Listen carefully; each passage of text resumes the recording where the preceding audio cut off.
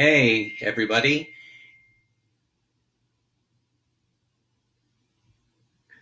Hello, everybody. Bob Perdue here, coming to you live from Facebook for the first time. So I have really no idea what I'm doing, but I do know how to talk. And so I hope that you and your loved ones are safe and that you're able to find some peace and rest during these difficult days. I know that earlier this week I was thinking about the situation that we're in. And a sermon that I wrote a number of years ago came to mind. And that sermon was called A Bend in the Road. And so I dug through my files and I found my notes on that sermon. And it really spoke to me about this particular situation that we find ourselves in. And then I began to think, well, maybe this would be helpful for other people. So I decided I would go ahead and share on Facebook and see if it was beneficial to others. So, a bend in the road. Let's imagine for just a moment that you are on your way to the beach for vacation. And you've been on the road for about 3 hours and you've made really good time. You've been flying down the interstate. And the closer you get, the more excited you get about the fact that you're going to the beach and you're getting away and you're going to have a great time. And then right up ahead, the interstate turns a little bit to the right, and you're still flying along at 70 miles an hour. But as you get around that bend on the interstate, all of a sudden traffic just completely stops. I mean, dead stops. You almost have to slam on the brakes in order not to run into the person in front of you. So now here you are, you've been making really good time, and all of a sudden everything completely stops. So you know how your first reaction is that you're annoyed. Maybe you say a few choice words. Maybe you rage at the incompetent drivers that are up ahead that maybe caused the problem. Then you sit there a little longer and you're still kind of fuming and upset. And so then you start to think about, well, maybe I would just drive up the shoulder of the road and get ahead of everybody else. But then you think, well, that's probably not very smart.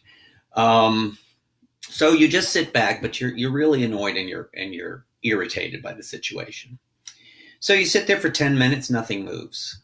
20 minutes, nothing moves. Then you start to notice up ahead that you see some smoke.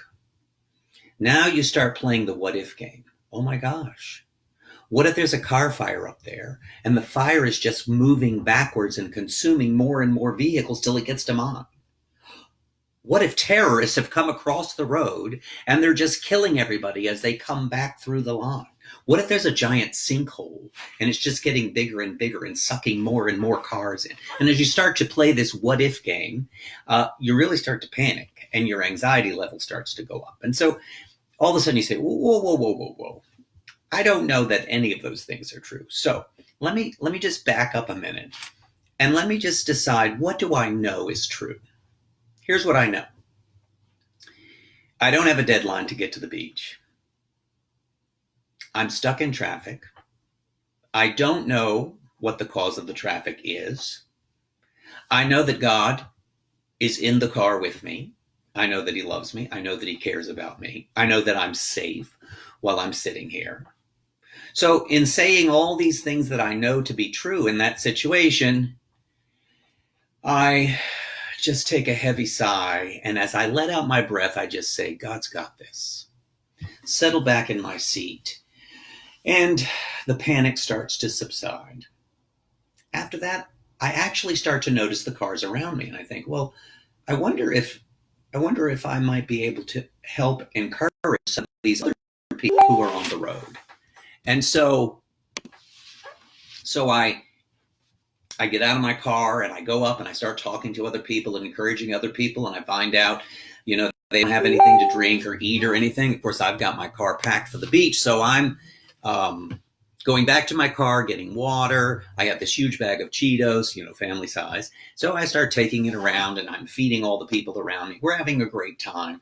And for a few moments, even though we're stuck in traffic, we're not getting where we really want to be, we're kind of in the moment and enjoying the moment. And that's a little bit the way it is with what is happening to us right now.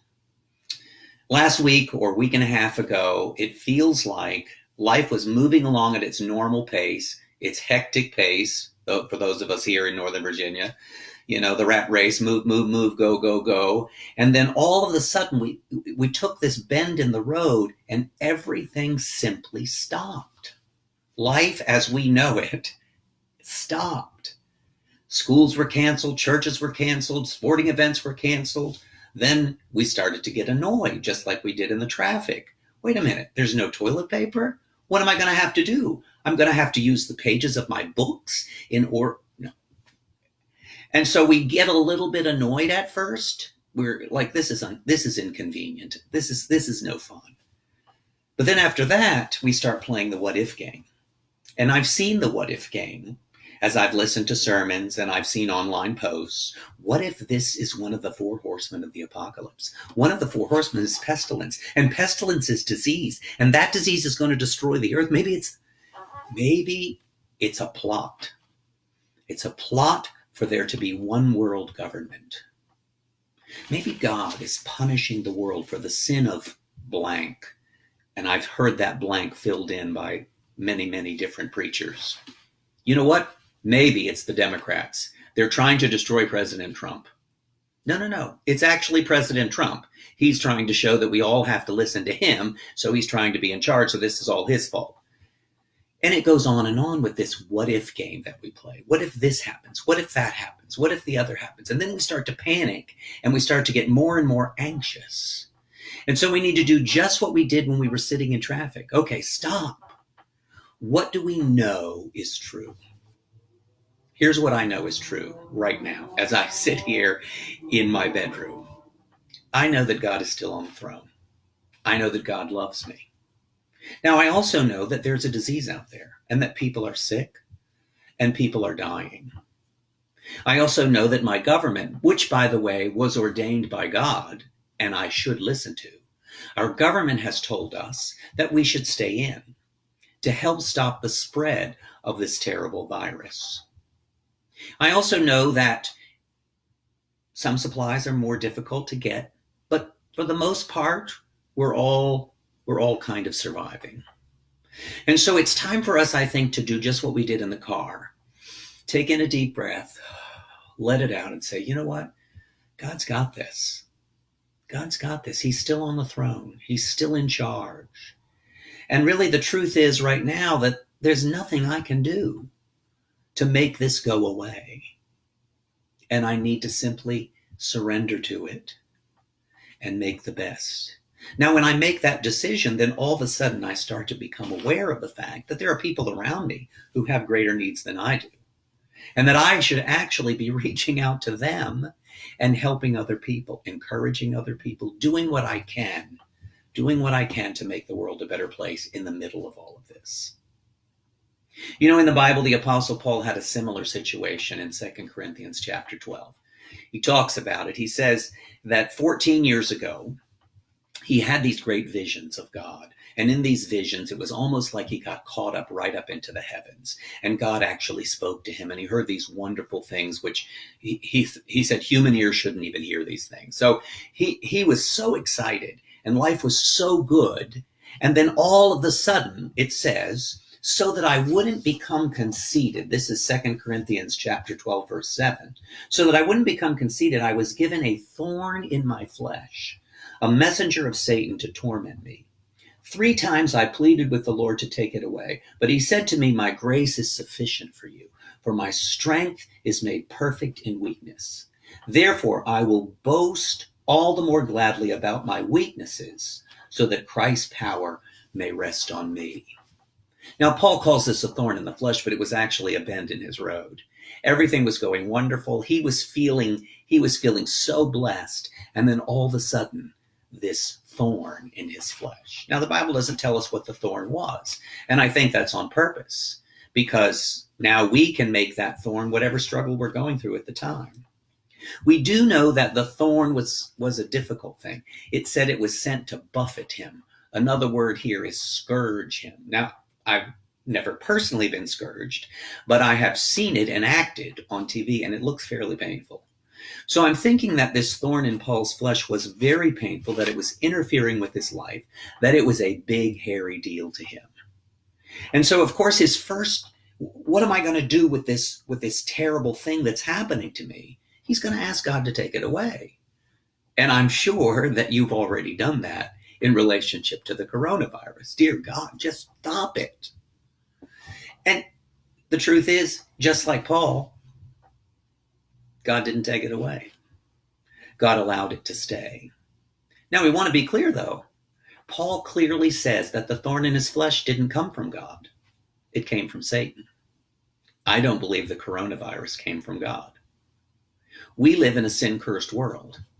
And the sin-cursed world that we live in is because of Satan and the temptation from the very beginning.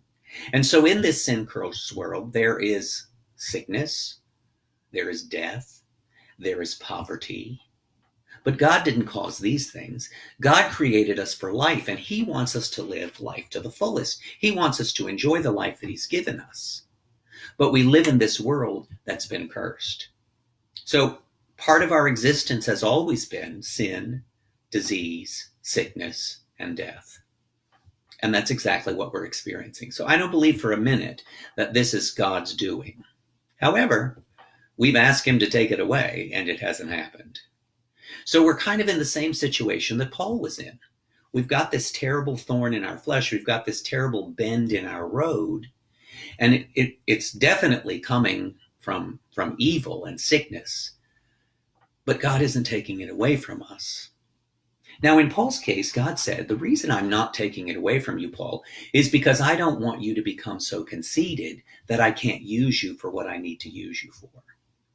Now, let's think about that for a minute. If Paul had become conceited because of all of the revelations that he was getting, he probably would have become like one of those television evangelists that nobody wants to listen to. But instead, Paul remained a humble man. And because of his humility, God used him to write most of the New Testament. So God was looking at the bigger picture here. Yes, it's going to be painful for a short time, Paul. But I'm working bigger purposes here. And what's going to come out of this pain is going to bless so many people down the road that it's actually worth it for you to have to go through this. Now, Paul also said, though, that he got a resource in the middle of this terrible trial, this terrible pain, this terrible bend in the road. God's grace is sufficient. Now, the thing about grace is you really only get enough grace for the moment. So part of our issue is now we're thinking about the long term. I know some of you mothers out there are thinking, oh my gosh, I cannot have my children in this house for the rest of the school year. Others are thinking, how am I going to pay my bills if I can't go to work? And others, like myself, are looking at their retirement funds, which they were hoping to cash in on soon, and saying, there's not going to be anything left. The point is that we get enough grace to handle today. And when we wake up tomorrow, we'll get enough grace to handle tomorrow. When we start to try to take the whole thing into our hands and figure the whole thing out, how am I going to figure? Then it becomes overwhelming. So we got to back up and say, okay, God's giving me enough grace to make it through today. When I make it through today, I'll wake up and ask him for the grace to make it through tomorrow. Because what Paul experienced then was, he said, that he experienced God's strength in his weakness. Now, the reality is we are terribly weak in relationship to this virus. We can't stop it. You and I sitting in our homes cannot stop the virus. There's very little we can do besides quarantine and trying to keep it from spreading. And so we're going to have to rely on God's strength to get us through this because we're powerless to do anything about it. And God's strength is enough to get us through one day at a time and keep life moving forward. And we're trusting him that he's up to something, that there is a bigger purpose ahead. Who knows that maybe down the road, some horrible, even worse virus or epidemic is going to come. But because of what's happening now, we're going to be better prepared for it. We have no idea. But we're trusting that when God allows these types of things to happen, that he has a better purpose in mind, that he has something good up ahead because he's a good God and because he loves us. And so I think that this bend in the road is doable. I think God wants us to lean on his grace. I think he wants us to depend on him. Maybe he wants us to reorganize our priorities a little bit. Maybe he wants us to reach out to other people, make a difference. But Paul said at the end of all of this, the result was that he was rejoicing. Now, I realize that there's grief in some of what's happening in our world right now. Obviously, we're grieving over the people who are sick, the people who are passing away. We're grieving over the losses, seniors who aren't going to be able to have the regular graduation and all different kinds of events that aren't happening. Yeah, there's lots of grief there. And so we're allowed to grieve those things, but we don't want to wallow in them. We want to find the joy. We want to find the good stuff. I don't know if you saw any of the videos of the people of Italy out on their balconies making music together as a community. Joy. In the middle of grieving, in the middle of pain, we're able to find joy. So I think we should stop the what if game. Let's not try to figure out what the bigger picture is. Let's trust God for the bigger picture. Let's not blame God for this, but let's lean into him for his strength.